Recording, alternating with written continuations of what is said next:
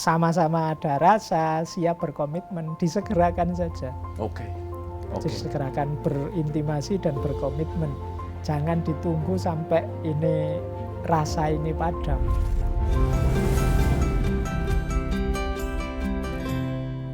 Kembali lagi di Dialog Positif, kita masih berbicara tentang standing in love. Mas, ini kalau ngomongin perennial tuh mungkin sesuatu hal yang wah udah nggak ada habisnya gitu ya. Kalau kita ngomongin tentang perennial cinta gitu. Ini pertanyaan yang udah deh pasti selalu akan ada gitu. Benar nggak sih ada cinta yang murni, Mas Faiz? Saya enggak tahu ada apa enggak. Tapi cirinya yang jelas cinta yang paling murni itu yang tanpa syarat.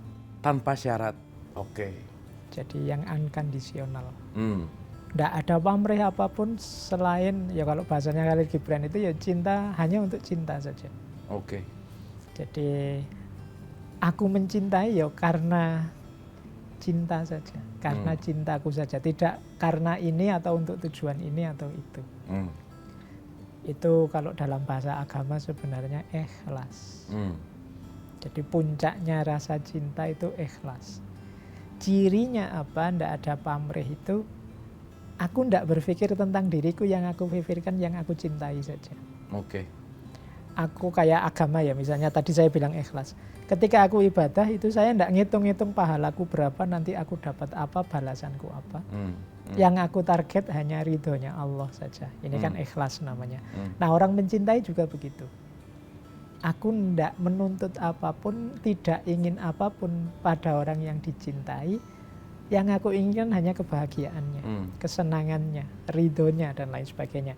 Nah, ini menarik. Seolah-olah, loh berarti saya dikorbankan. Enggak. Kalau dia juga mencintaimu di level itu, kalian berdua akan saling memenuhi. Jadi, aku enggak berpikir diriku, tapi dia memikirkanku.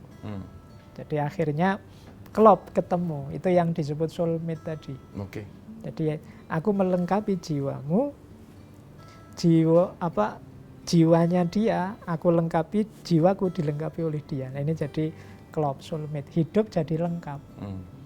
Jadi enggak usah khawatir hidup, ada dia. Dia juga begitu, aku enggak khawatir tentang hidupku, ada dia juga. Jadi sama-sama saling melengkapi. Itu indahnya cinta yang murni. Makanya tadi saya bilang, saya enggak tahu hari ini masih ada apa enggak. Tapi kalau bisa kita naik ke level itu, akan luar biasa. Kalau tadi kita nganggap gimana ya kalau ada konflik-konflik, di mana ya kalau ada tabrakan-tabrakan. Tabrakan itu bisa lahir, bisa muncul ketika kita belum nyampe di level murni ini tadi. Oke. Kalau sudah nyampe di level murni ini, tidak akan ketemu tabrakan, tidak akan ketemu kontradiksi. Karena isinya, aku hanya mikir dirimu, dia juga hanya mikir diriku. Oke. Berbicara masalah murni itu kan pasti ada ujian gitu ya, Mas Faiz. Setiap konflik, setiap langkah tuh ada ujian gitu. Dimana di satu sisi cinta juga adalah anugerah gitu. Nah, bisa terjadi ketika di dalam satu hubungan nih kita ada konflik, ada apa, dan mungkin dalam tanda petik justru malah ada cinta yang lain gitu misalkan, Mas Faiz. Dalam konteks bahwa ya balik lagi tuh atas dasar cinta akhirnya dia kemurniannya berkurang gitu. Gimana tuh pandangan cinta yang lain ini? Oke, baik. Jadi kalau sekedar cinta itu bagi saya ya monggo saja kita cintai siapa saja, tidak masalah. Tapi yang masalah itu bukan cinta yang lainnya, mungkin ingin nikah lagi, ingin ini lagi, itu kan yang masalah kan di situ. Tadinya mau ngomong gitu sih tapi nggak enak Mas. Ingin cari kebersamaan yang lainnya, ya yang masalah di situ. Karena berarti kalau sudah ada itu biasanya cinta itu adanya hanya di level passion. Jadi hanya ingin memanjakan hasrat, memanjakan keinginan. Tidak nyampe ke level cinta. Baik pada yang sekarang maupun pada yang sekarang sedang diinginkan. Jadi ini bukan cinta. Kalau memang ada fenomena seperti itu, tidak bisa itu disebut cinta pada yang lain. Mungkin pasnya hasrat pada yang lain.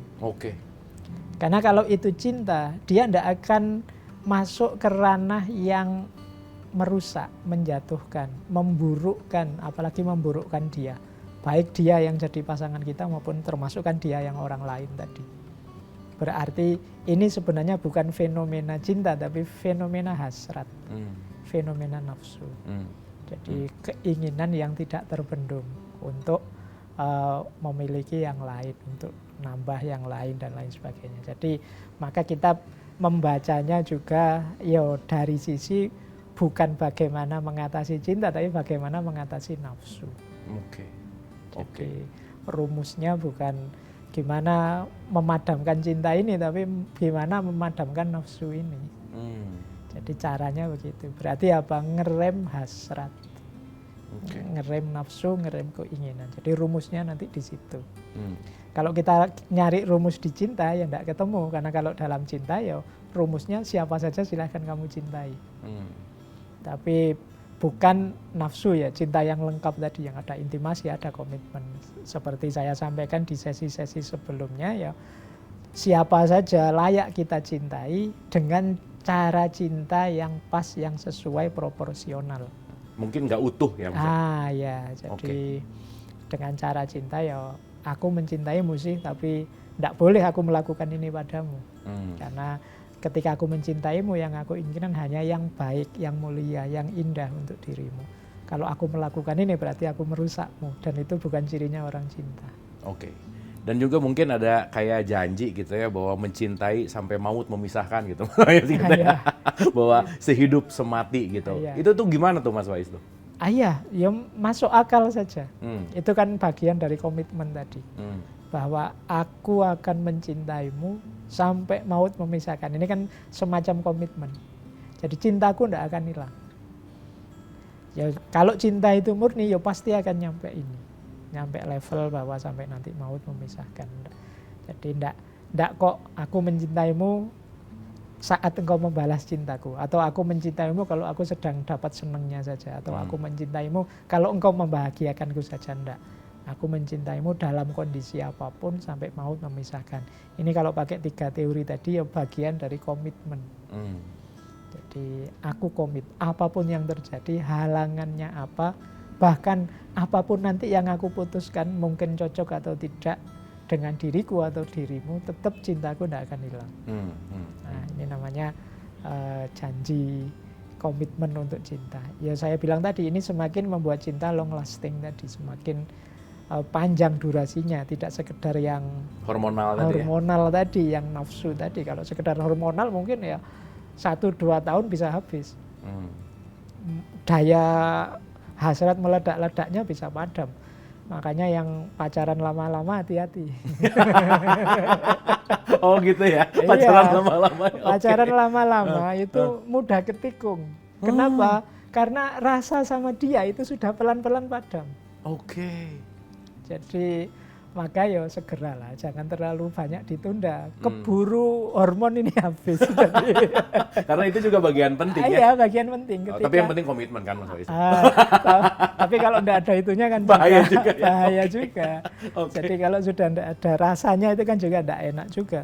Jadi ya ketika sudah sama-sama ada rasa, siap berkomitmen, disegerakan saja. Disegerakan berintimasi dan berkomitmen. Jangan ditunggu sampai ini rasa ini padam, sampai gerengnya hilang. Ini kemungkinan lama-lama yang lain lebih menarik dibandingkan yang sekarang. Itu cirinya hormonal kan begitu. Jadi masih suka dengan yang menggetarkan jiwa, yang model nafsu ini kan ya. Ketika misalnya secantik apapun, seganteng apapun pacarnya, itu kan intensitasnya beda. Tambah lama tambah rasanya tidak seperti yang awal lagi. Nah itu makanya saya bilang tadi ini mudah ketikung ini. Makanya kalau ada yang pacaran, pasangan, kok kita buru-buru nikah mau apa sih? Keburu hormonnya habis. Itu alasan bagus tuh ya. Takut hormonnya keburu habis tuh gitu. Bagus Mas. Mumpung masih rasanya masih meledak-ledak ini, kalau sudah padam malah bahaya, apalagi padam sebelum kita berkomitmen, itu lebih sulit lagi. Jadi makanya segerakanlah gitu ya Mas Faiz. Jadi waspada, jadi mentalnya termasuk yang sudah menikah juga harus waspada dengan konsep hormon ini. Pasangan kita di tahun keberapa itu rasanya tidak seperti dulu lagi, meledak-ledaknya. Maka ya harus mulai cari strategi yang berbeda, mungkin lewat intimasi, saling membutuhkan, juga lewat komitmen tadi. Kalau masih bertahan di yang hormon yang menarik hati, yang fisik tadi, ya pada saatnya habis pasti. Terima kasih Mas Faiz, ini insightful banget dan mudah-mudahan banyak memberikan pencerahan kepada siapapun yang menyaksikan ini. Mungkin final statement, standing in love Mas Faiz.